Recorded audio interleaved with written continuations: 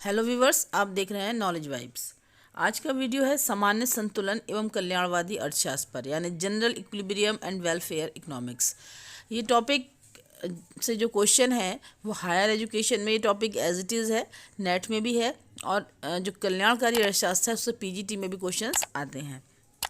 तो पहला क्वेश्चन है कि आर्थिक संतुलन से क्या तात्पर्य है, यानी जो इकोनॉमिक इक्विलिब्रियम है उसका मतलब क्या होता है। ऑप्शन है विश्राम की अनुपस्थिति, गति की अनुपस्थिति, गति की दर में परिवर्तन की अनुपस्थिति, या आर्थिक गतिविधियों में तीव्र उतार चढ़ाव की स्थिति। देखिए, अर्थशास्त्र में जो आर्थिक संतुलन का मतलब होता है वो होता है गति की दर में परिवर्तन की स्थिति।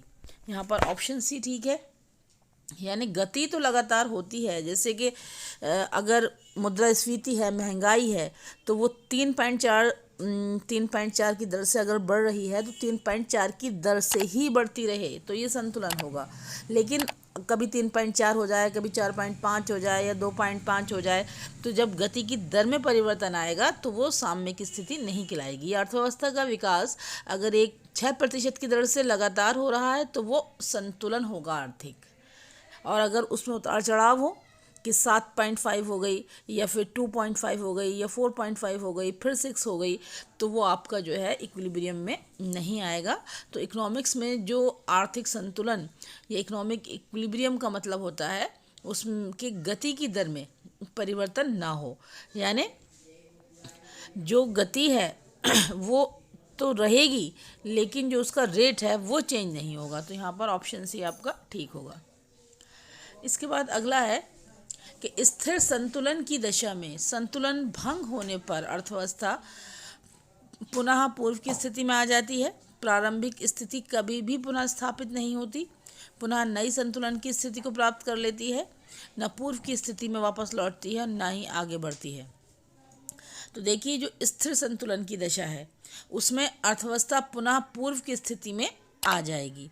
जब अर्थव्यवस्था में कोई ऐसी व्यवस्था है कि किसी कारण भंग हो जाए संतुलन, परंतु ऐसी शक्तियां तुरंत क्रियाशील हो जाएं जो अर्थव्यवस्था को पुनः उसी साम्य की स्थिति में पहुंचा दें, वो स्थायी संतुलन या स्थिर साम्य कहलाता है। जैसे मांग और पूर्ति की शक्तियों द्वारा निर्धारित मूल्य संतुलन, या कटोरी की पेंदी में अगर आप कांच की बॉल डाल दें, जैसे कोई कटोरा है और इस बॉल को आप संतुलन मान लें, तो ये अगर यहाँ छोड़ेंगे तो भी सड़क के नीचे ही आनी है, यहाँ छोड़ दें तो भी यहीं आनी है, ये अपने आप अपनी जगह आ जाएगी। तो यही स्थिति होती है स्थिर संतुलन की। तो यहाँ पर जो है आपका ए ठीक है। इसके अलावा पुनः नई संतुलन की स्थिति प्राप्त कर लेगी तो ये एक अस्थिर साम्य का उदाहरण होगा। न पूर्व की स्थिति में वापस लौटेगी और न ही आगे बढ़ेगी, तो ये तटस्थ साम्य होगा। स्थिर संतुलन की दशा पुनः पूर्व की स्थिति में आ जाना, ऑप्शन ए यहाँ पर आपका ठीक होगा। इसके बाद अगला है कि अस्थायी साम्य का उदाहरण है। साम्य और संतुलन एक ही बात होते हैं, तो यहाँ पर जो आपका ऑप्शन है वो बी ठीक है। एक सिरे पर टिका हुआ अंडा अस्थायी साम्य का उदाहरण होता है। थोड़े से विघ्न उत्पन्न हो जाएं और उसमें परिवर्तन कर दें जो साम्य है, जिससे प्रारंभिक संतुलन की दशा दोबारा प्राप्त करने की कोई संभावना ही ना रहे, ऐसी स्थिति जो है अस्थिर साम्य की कहलाती है। और ये नवीन संतुलन की स्थिति को दोबारा प्राप्त कर लेती है। इसका आप जो है उदाहरण जो है आपका एक सिरे पर टिका हुआ अंडा भी हो सकता है, या फिर उल्टे प्याले का अगर आप बॉल को यहाँ रख दें तो ये भी इसका उदाहरण हो सकता है। इसके बाद अगला है कि आंशिक साम्य विश्लेषण संबंधित है संपूर्ण अर्थव्यवस्था से, अर्थव्यवस्था के एक क्षेत्र से, विभिन्न अर्थव्यवस्थाओं की तुलना से, या उपयुक्त सभी से। तो देखिए, जो आंशिक साम्य है वो अर्थव्यवस्था के किसी एक क्षेत्र से संबंधित होता है, और आंशिक साम्य को ही आप सामान्य संतुलन कहते हैं। और आंशिक साम्य कीमत सिद्धांत का केंद्र है, और आंशिक या विशिष्ट साम्य का संबंध एक व्यक्तिगत विशिष्ट इकाई से होता है। यहाँ पर आपका ऑप्शन बी जो है वो सही है। ये बिल्कुल आप याद रख लें कि जो आंशिक साम्य है उसका संबंध एक व्यक्तिगत या विशिष्ट इकाई से होता है, या अर्थव्यवस्था के एक क्षेत्र भी उसी में शामिल है उससे होता है। इसके बाद अगला है कि सामान्य साम्य विश्लेषण संबंधित है एक अर्थव्यवस्था से, एक उद्योग से, संपूर्ण अर्थव्यवस्था से, एक फर्म से या अर्थव्यवस्था के एक क्षेत्र से। तो देखिए जो सामान्य साम्य है ये आपका संपूर्ण अर्थव्यवस्था से संबंधित होता है। सामान्य संतुलन विश्लेषण का सर्वप्रथम प्रयोग लियोन वोल्रा ने किया था और जो सामान्य साम्य का सिद्धांत है वो अर्थव्यवस्था के समस्त भागों के परस्पर संबंधों का सिद्धांत है। जो आंशिक साम्य है उसको मैं गलत बोल गई, जो आंशिक साम्य होता है ये विशिष्ट साम्य कहलाता है। आंशिक साम्य विशिष्ट साम्य होता है, विशिष्ट, और अर्थव्यवस्था के किसी एक क्षेत्र से या किसी एक भाग से संबंधित होता है। लेकिन जो सामान्य साम्य है वो संपूर्ण अर्थव्यवस्था से संबंधित होता है। ठीक है। और लियोन वोल्रा किस प्रकार के संतुलन से संबंधित हैं, तो वो सामान्य साम्य विश्लेषण से संबंधित हैं, ये भी याद रखना है। इसके बाद अगला है कि सामान्य साम्य विश्लेषण के गणितीय मॉडल का सर्वप्रथम प्रयोग किसने किया था।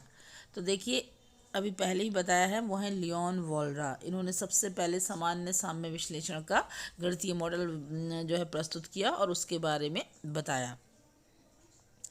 इसके बाद अगला आ जाता है कि आगत निर्गत विश्लेषण संबंधित है विशिष्ट साम्य से, सामान्य साम्य से, उपयुक्त दोनों से या उपयुक्त में से कोई भी नहीं। तो जो आगत निर्गत या इनपुट आउटपुट विश्लेषण है ये भी सामान्य साम्य से ही संबंधित है।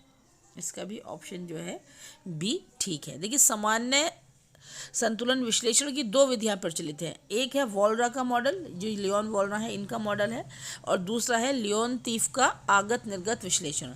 तो आगत निर्गत विश्लेषण किसने दिया है, लियोनतीफ ने, ये याद रखना है। दूसरा सामान्य साम्य से लियोनतीफ और वोल्रा दोनों संबंधित है। पहले थे लियोन वोल्रा और बाद में आगत निर्गत विश्लेषण लियोनतीफ ने भी दिया सामान्य साम्य के बारे में। इसके बाद अगला आ जाता है कि जंगल की बनावट उदाहरण है आंशिक साम्य का, स्थैतिक साम्य का, प्रावैगिक साम्य का या सामान्य साम्य का। तो देखिए जो स्थैतिक साम्य है उसका उदाहरण है जंगल की बनावट। स्थैतिक साम्य स्थिर अर्थव्यवस्था से संबंधित होता है और प्रोफेसर जे.के. मेहता ने विचार दिया है कि स्थैतिक साम्य वो साम्य है जो कि अपने आप को विचाराधीन समावधि के बाद भी बनाए रखता है।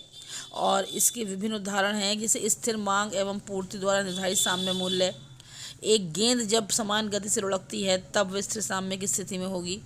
एक जंगल जिसमें पेड़ उगते हैं, बढ़ते हैं, नष्ट होते हैं परंतु संपूर्ण जंगल की बनावट में कोई परिवर्तन नहीं होता, वहाँ भी आपका जो है स्थैतिक साम्य का उदाहरण होगा।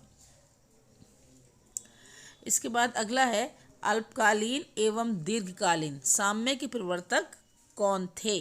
अल्पकालीन और दीर्घकालीन साम्य के प्रवर्तक थे आपके प्रोफेसर मार्शल। ठीक है। देखिए अल्पकालीन साम्य वो है जो एक समय बिंदु या अल्पकाल की अवधि में स्थापित होता है और इस अवधि के बाद तुरंत जो है वो नष्ट हो जाता है, जबकि दीर्घकालीन साम्य एक लंबी अवधि तक बना रहता है और दीर्घकालीन साम्य मूल्य निर्धारण में अत्यंत महत्वपूर्ण है। इसके अलावा फर्म का जो दीर्घकालीन संतुलन की शर्त होती है वो भी पूछ ली जाती है। वो होती है AR एवरेज कॉस्ट बराबर हो मार्जिनल एवरेज रिवेन्यू बराबर हो मार्जिनल रिवेन्यू के और मार्जिनल कॉस्ट के और एवरेज कॉस्ट के, यानी AR is equal to MR is equal to MC is equal to AC। ये आपका जो है किसी फर्म के दीर्घकालीन संतुलन की शर्त होती है और अल्पकालीन और दीर्घकालीन साम्य के प्रवर्तक प्रोफेसर मार्शल हैं। इसके बाद अगला है कि स्थैतिक साम्य में समय अवधि स्थिर रहती है, बदल जाती है, बढ़ती जाती है या उपयुक्त में कोई भी संबंध नहीं है। तो देखिए जो स्थैतिक साम्य है उसमें जो समय अवधि है वो स्थिर रहती है और ये एक स्थिर अर्थव्यवस्था से ही संबंधित है। ऑप्शन ए ठीक है यहाँ पर। अगला क्वेश्चन है कि पूर्ण प्रतियोगिता में संतुलन के लिए MC वक्र MR को काटता है, ऊपर से नीचे से नहीं काटता है या दाएं से। देखिए जो पूर्ण प्रतियोगिता है उसमें संतुलन की दूसरी शर्त ये होती है कि जो आपका MC कर्व है वो MR को नीचे से काटे। AR और MR यहाँ पर बराबर होते हैं और हॉरिजेंटल होते हैं और जो आपका कर्व है वो ये है। संतुलन, ये काट यहाँ भी रहा है लेकिन यहाँ ऊपर से, और तो ये बिंदु अगर इसे बी मान लें और इसे ए मान लें तो परफेक्ट कंपटीशन में जो संतुलन स्थापित होगा वो बिंदु बी पर होगा, जहाँ पर एम सी कर्व जो है वो एम आर को नीचे से काट रहा होगा। इसके बाद अगला है कि दीर्घकालीन साम्य के संतुलन की शर्त क्या है। तो देखिए, दीर्घकालीन साम्य के संतुलन की शर्त होती है जहाँ पर मार्जिनल रिवेन्यू सीमांत आगम, मार्जिनल कॉस्ट सीमांत लागत, एवरेज रिवेन्यू औसत आगम और एसी यानी एवरेज कॉस्ट औसत लागत सब बराबर होते हैं। ये दीर्घकालीन साम्य में फर्म के संतुलन की शर्त है। इसके बाद अगला है कि कॉबवेब प्रमेय उदाहरण है। तो देखिए, जो कॉबवेब प्रमेय है वो प्रावैगिक संतुलन का उदाहरण है। यहाँ पर जो है ऑप्शन बी ठीक होगा। जो प्रावैगिक साम्य है वो गतिशील अर्थव्यवस्था से संबंधित है और प्रोफेसर जे के मेहता के अनुसार एक निश्चित अवधि के पश्चात जब संतुलन की अवस्था भंग हो जाती है तो वह प्रावैगिक संतुलन कहलाता है। इस साम्य में तिथिकरण आवश्यक है। बस यही इसमें इंपॉर्टेंट याद रखना है कि प्रावैगिक साम्य में तिथिकरण आवश्यक है, जबकि जो स्थैतिक साम्य है वहाँ समय स्थिर रहता है। इसमें जनसंख्या, पूंजी, प्राकृतिक साधन, तकनीकी ज्ञान, रुचि आदि में भी परिवर्तन होता रहता है। और कॉबवेब जो प्रमेय है वो प्रावैगिक साम्य का उदाहरण है। इसके बाद अगला है कि dx = f × px और आगे लिखा हुआ है सेटरिस पेरिबस यानी अन्य बातें समान रहें। ये संबंधित है किस प्रकार के साम्य से। तो देखिए, ये जो अवस्था है ये आपकी संबंधित है आंशिक संतुलन से। ये समीकरण आंशिक संतुलन से संबंधित है। आंशिक संतुलन विधि का प्रयोग अन्य बातों को यथास्थिर मानते हुए, यानी अन्य बातें समान रहें, इंग्लिश में कहते हैं सेटरिस पेरिबस, किसी वस्तु की कीमत में परिवर्तन होने के फलस्वरूप जो उसकी डिमांड में होने वाले चेंजेस हैं उनका अध्ययन करता है। ठीक है, और इसका जो उदाहरण है आंशिक संतुलन का वो है मार्शल कूर्नो मांग वक्र। जो आंशिक संतुलन का अगर उदाहरण पूछा जाए तो वो आप बताएंगे मार्शल कूर्नो। ये दो अलग अलग लोग हैं, कूर्नो मॉडल, इन्होंने एक संबंधित मॉडल प्रस्तुत किया था इस संबंध में। इसके बाद अगला है कि पीगू के अनुसार भारी पेंदे वाला जहाज संबंधित है। तो देखिए, पीगू के अनुसार एक भारी पेंदे वाला जहाज जो है वो स्थिर साम्य से संबंधित होगा। ऑप्शन ए ठीक है। इसके बाद अगला है कि ये कथन किस विद्वान का है कि कल्याणकारी अर्थशास्त्र आर्थिक सिद्धांत का वो भाग है जो मुख्य रूप से नीति से संबंधित होता है। तो ये परिभाषा आपकी स्लोट ने दी है। ऑप्शन सी आपकी ठीक है। ये कल्याणकारी अर्थशास्त्र के बारे में इनकी परिभाषा है। इसके बाद अगला है कि आर्थिक कल्याण को प्रोफेसर पीगू ने किसमें मापने की बात कही। तो देखिए, जो आर्थिक कल्याण है वो प्रोफेसर पीगू ने उसे मुद्रा में मापने की बात कही। प्रोफेसर पीगू के अनुसार जो आर्थिक कल्याण है उसको आप मुद्रा में माप सकते हैं। पीगू का प्राचीन कल्याणवादी अर्थशास्त्र का विश्लेषण आय पर सीमांत उपयोगिता ह्रास नियम पर आधारित है और पीगू के अनुसार राष्ट्रीय आय और आर्थिक कल्याण का सीधा संबंध होता है। और सामान्य कल्याण से अभिप्राय भी उन सभी आर्थिक और गैर आर्थिक वस्तुओं से है जो किसी समाज में रह रहे व्यक्तियों की उपयोगिताओं या संतुष्टियों को प्रदान करती हैं। तो पीगू ने मुद्रा में मापने की बात की और राष्ट्रीय आय और आर्थिक कल्याण में उन्होंने सीधा संबंध बताया है। इसके बाद अगला है कि सही कथन चुनिए। वास्तविक कल्याण पाया नहीं जाता है। वास्तविक कल्याण में हम कारण तथा परिणाम संबंध तक ही सीमित हैं। वास्तविक अर्थशास्त्र क्या होना चाहिए को बताता है। आदर्शवादी अर्थशास्त्र क्या है को बताता है। इसमें आपको सही कथन का चुनाव करना है। तो देखिए, जो वास्तविक कल्याण है में हम कारण और परिणाम संबंध तक ही सीमित रहते हैं। यहाँ पर ये जो वक्तव्य है ये आपका सही है, ऑप्शन बी। इसके बाद अगला है कि ये विचार किसका है कि उपभोक्ताओं की बचत में प्रत्येक वृद्धि समाज के आर्थिक कल्याण को बढ़ाती है। तो ये मार्शल ने कहा है कि जो समाज में उपभोक्ता हैं अगर वो बचत करते हैं वो समाज के आर्थिक कल्याण को बढ़ाएंगे। क्योंकि जो वो बचाएंगे वो उसका इन्वेस्टमेंट करेंगे और जिससे उनकी पूंजी में वृद्धि होगी। और किसी एक व्यक्ति की अगर पूंजी में या खुशहाली में वृद्धि हो तो वो समाज का ही कल्याण होती है, क्योंकि व्यक्तिगत जो कल्याण है उन सबको अगर आप जोड़ लें, उनका सम कर लें, तो ही फिर वो आर्थिक कल्याण का रूप लेगा। अगला है कि अर्थशास्त्र को कल्याणकारी विज्ञान के रूप में किसने प्रस्तुत किया है।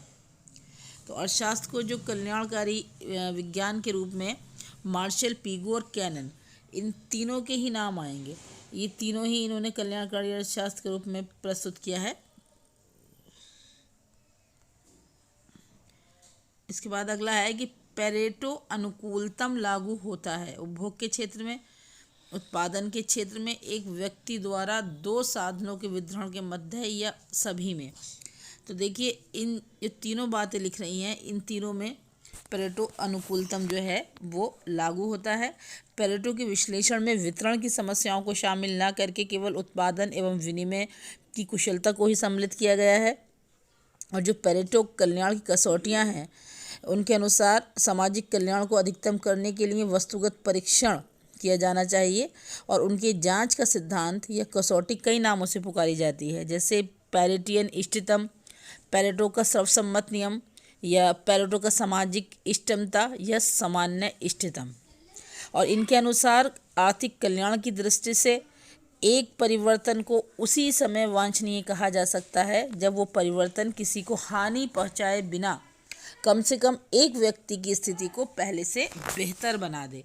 तो जो पेरेटो अनुकूलतम लागू होता है वो उपभोग, उत्पादन और दो साधनों के मध्य वितरण सभी में लागू होता है। यहाँ पर आपका जो है डी सही है। इसके बाद अगला है कि सामाजिक अनुकूलतम का विचार किसके नाम से जाना जाता है। तो ये पेरेटो के नाम से जाना जाता है। सामाजिक अनुकूलतम, पेरेटो का जो कल्याणकारी अर्थशास्त्र है उसी को ही सामाजिक अनुकूलतम की विज्ञान भी कहते हैं। इसके बाद अगला है पेरेटो अनुकूलतम की विभिन्न दशाओं को रेखा चित्र को किसके द्वारा दिखाया जाता है। तो देखिए ये एडवर्स बाउले बॉक्स के द्वारा पेरेटो अनुकूलतम की विभिन्न दिशाओं को दिखाया जा सकता है, जिसमें दो उपभोक्ताओं के विभिन्न संतुष्टि स्तरों की तुलना की जाती है एडवर्स बॉक्स के द्वारा।